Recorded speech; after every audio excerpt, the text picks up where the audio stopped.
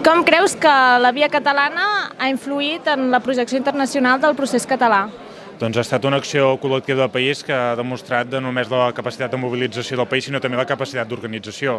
Això ha ajudat a internacionalitzar la causa, sinó que a més també ha permès que el món vegi que som un país que podem tenir un estat propi perquè sabrem organitzar-nos i a més som un país que està fent un procés de manera democràtica, pacífica i inclusiva.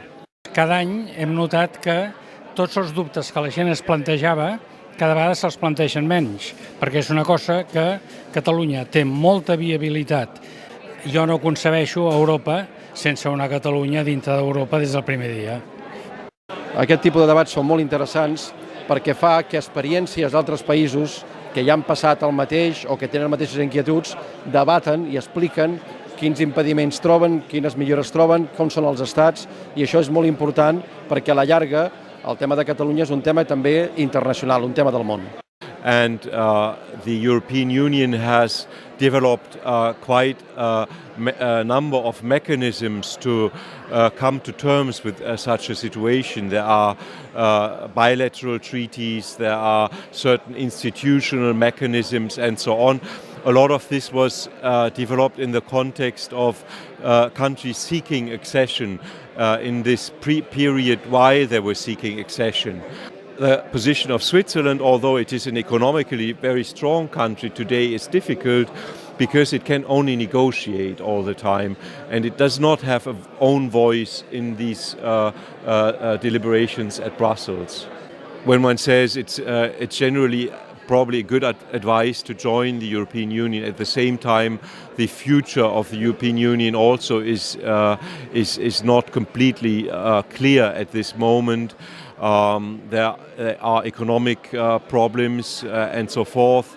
So it may well be that the speed of integration is less intense than it was in the past, and this, I think, may be a good situation for a country like Catalonia, because a country which wants to achieve independence does not want to give away effectively most of this independence in the very same minute by transferring most of its sovereign rights to supranational institutions in Brussels. It wants to retain a space of autonomous decision, and therefore if this speed is reduced to some extent, I think it would work well for a country like Catalonia.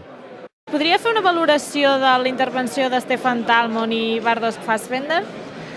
Són dos professors, penso jo, que extremadament teòrics han estat una miqueta, en el sentit de dir possiblement el que passarà és una incertesa davant del reconeixement.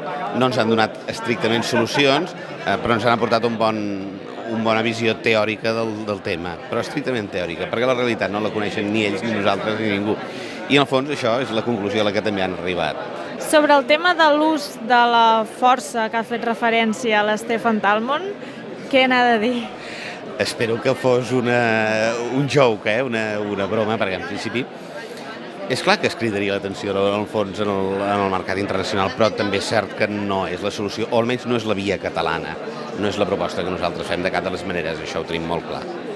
Creu que ha estat una exposició massa legalista en aquest sentit? La teoria és la teoria. Estem en uns escenaris, ens els han dibuixat bé, ens els han dibuixat correctament, però són uns escenaris estrictament de llibre. La realitat sempre s'acaba imposant sobre el que ha de passar i molt sovint els hem de construir. Ara mateix Catalunya estem en una situació que no té un precedent estrictament idèntic a qualsevol altre, no té precedents. Per tant, estem fent camí i l'hem de descobrir. Les teories ens hi ajuden, però no ens solucionen. Quina valoració pot fer de la intervenció de Stefan Talmon, que ha vingut a dir que ho tenim bastant difícil si es produeix una separació no pactada amb Espanya?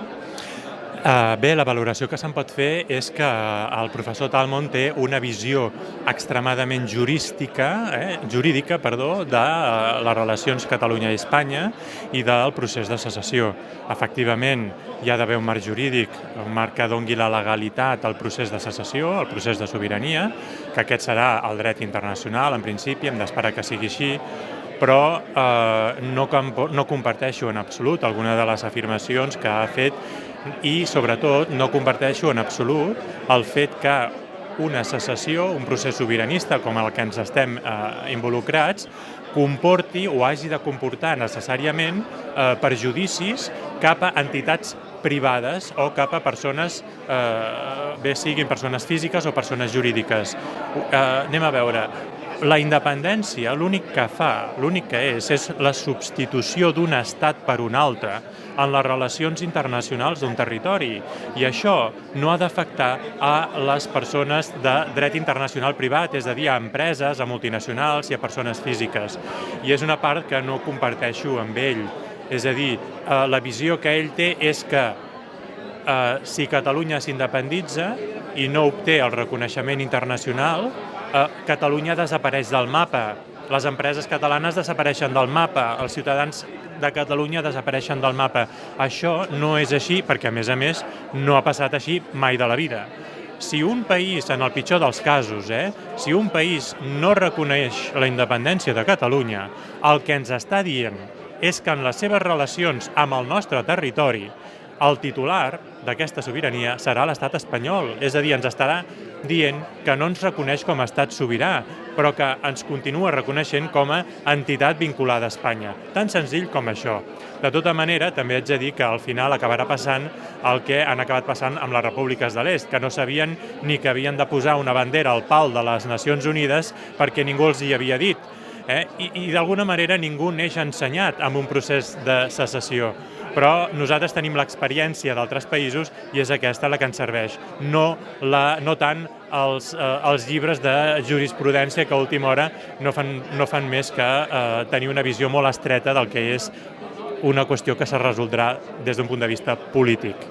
Bé, de la primera taula rodona jo em quedo amb un concepte. El reconeixement és sobretot un acte polític més que jurídic i per tant és la política qui acabarà decidint el futur reconeixement de la República Catalana i jo estic convençut que arguments jurídics segur que n'hi ha de molts tipus, en podem trobar a favor d'un reconeixement ràpid i en podem trobar en contra, però al final el que acabaran primant serà la política i una altra cosa molt important, els interessos econòmics en la relació que es pugui establir entre la nova república i la resta d'estats. Per tant, serà una cosa molt més pragmàtica i molt més política del que ens podem pensar. Necessitem amics. O sigui, el que necessitem en aquest moment jo crec que tenim la voluntat. Els percentatges que tenim de gent que vol votar i de gent que votarà sí són positius, però ara el que necessitem és reconeixement i per tant necessitem fer amics com sigui. Hem sentit també ara que Eslovàquia en 24 hores va tenir 86 estats que el van reconèixer. Nosaltres hem d'anar pel mateix camí. Sense reconeixement tindrem legitimitat però no tindrem viabilitat. Crec que Catalunya ja és un actor internacional al món, que cada vegada això de la política exterior és menys monopoli dels estats, cada vegada hi ha més actors i per tant hi ha moltes possibilitats. A l'hora de buscar el reconeixement internacional, si realment surt que sí a un referèndum o unes eleccions plebiscitàries, creus que el fet que Alemanya no tingui moviments interns independentistes com pot tenir França en el sentit de la Catalunya Nord o la Xina pot ajudar que sigui un aliat nostre? Jo crec que Alemanya interpreta el món a partir dels seus interessos, què li convé a Alemanya i com afecta a Alemanya allò que passa, tant a nivell europeu com en algun dels estats membres. Alemanya pot entendre molt bé què és un estat federal i que hi hagi estats que vulguin tenir un poder propi, però el que valorarà al final és si això és bo o no per l'economia de l'euro, per l'economia alemanya, per l'estabilitat de la Unió Europea i per la supervivència econòmica d'Espanya. Espero que acabem amb una nota d'optimisme, perquè malgrat que els obstacles són molts, com ha dit el senyor Kukan, si un poble està decidit i vol la independència, l'aconseguirà. És molt bo que tinguem aquest debat ara, que desmuntem fantasmes, fal·làcies, aquests escenaris de catàstrofes i que tinguem una visió freda, realista, sabent que hi haurà moltes dificultats, però a la vegada optimista. I també que si tenim dificultats, que quedi clar que en gran part seran degudes a la voluntat d'Espanya. Perquè totes aquestes terribles conseqüències de la nostra independència, si hi ha una actitud no ja positiva, sinó neutral d'Espanya, s'esvaeixen. Les lleis ens han explicat que solen ser complicades i plenes de rigideses. Però també ens han dit, estem parlant d'uns temes que tenen a veure amb la llei i amb la política. I la llei ha d'estar al servei de la política. La llei ha d'estar per resoldre els problemes polítics. I la taula política ens ha dit que el més important és la voluntat. Si un poble vol la seva llibertat, ja trobarem el camí polític per aconseguir-la i ja farem que les lleis donguin el marc necessari per exercir aquesta llibertat. I ha parlat i preguntat si l'Estat català seria capaç de proveir pels ciutadans de Catalunya i per les empreses de Catalunya el mateix tracte que reben ara, o millor, que reben ara de l'Estat, sent com a membres de l'Estat espanyol. I la meva resposta és que clarament sí, no tinc cap dubte que això succeiria. Tant valorem aquells aspectes, aquelles dificultats que hi poden haver-hi en el camí cap a la independència, però sobretot que el camí tampoc és tan complicat.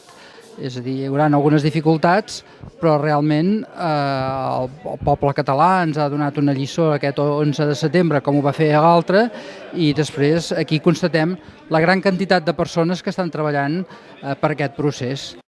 Ha estat molt interessant, perquè han vingut experts europeus que ens han explicat com serà el procés. És a dir, molt interessant perquè sabem i ens han dit que no serà fàcil, hi havia opinions contràries, opinions a favor, és a dir, sobre el tema, per exemple, de la Unió Europea.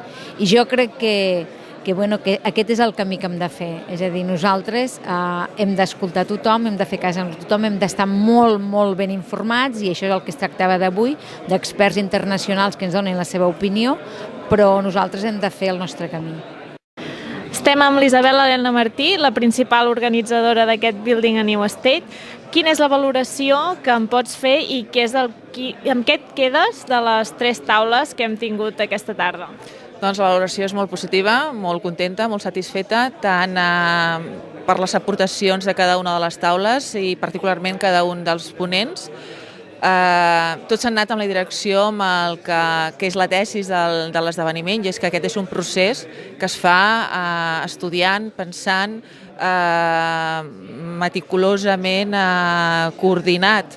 Hem avançat, hem reflexionat en matèries com el dret internacional públic, economia, hem parlat de la ciència política, però al final em quedo amb una frase, que és de la segona taula, Edward Kukan, que deia que podem anar avançant en totes aquestes matèries, en totes aquestes disciplines, però al final la independència serà si així ho vol el poble.